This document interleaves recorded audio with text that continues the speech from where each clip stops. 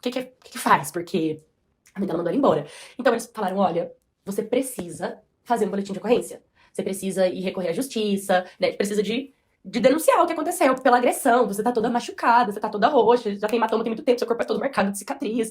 E eu falei que eu não tinha coragem de denunciar minha mãe, porque eu mesmo, ela tendo feito tudo que ela fez, eu não queria carregar essa culpa de denunciar ela e ela me odiar mais ainda pro resto da vida, sabe? E eles falaram, olha, não tem como você ficar aqui em casa se eu e ele não tomar partida. Você não precisa denunciar, mas eu e ele precisamos, porque nós estamos te acolhendo. E se a sua mãe um dia entra na justiça, ela ainda consegue ganhar alguma coisa contra a gente. E não é isso que a gente quer. E eu super entendi eles. Eu concordei e falei que tava tudo bem. Eu não ia ficar com raiva deles se eles fizessem isso. Então, os dois foram até a delegacia comigo. E eles começaram a depor e tal, e falar. Então, ali, eu fiz corpo de delito. E aí eu passei por vários psicólogos, eu passei por psiquiatra, eu passei por médico, eu passei por hospitais, eu passei por policiais, eu passei por escrivão. E eu fiquei esse tempo todo na casa deles, até porque minha mãe tinha me mandado embora. Então não tinha como o juizado mandar eu voltar pra casa se minha mãe não me queria lá. Então quando eles foram ver a minha mãe mesmo, pelo que foi entendido, e ela confirmou que tinha me mandado embora. Não queria. Eu na casa dela. Aí ela perdeu a minha guarda na hora. Ela perdeu. E aí eles entraram com um pedido pra eu ser tipo, pegar pra eles pegarem minha guarda, sabe? E foi isso que aconteceu.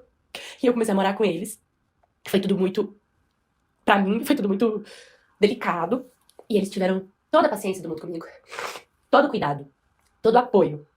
Eles cuidaram de mim, se tornaram os meus pais. Então eu passei a ter uma vida digna com eles. Eles fizeram meu quarto na casa deles e eles me deram muito apoio, muito carinho, muito afeto, muito amor. E sinceramente, eu retribuo sempre que possível, porque uma coisa que eu sempre tive dentro de mim foi amor.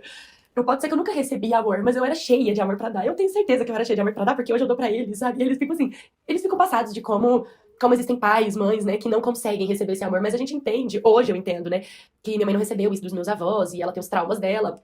Enfim, meu sonho é ser médica, é ser doutora, eu tenho todo o apoio do mundo deles, eu tenho hoje estudo, eu tenho condição de... que faz? Porque a mãe dela mandou ela embora.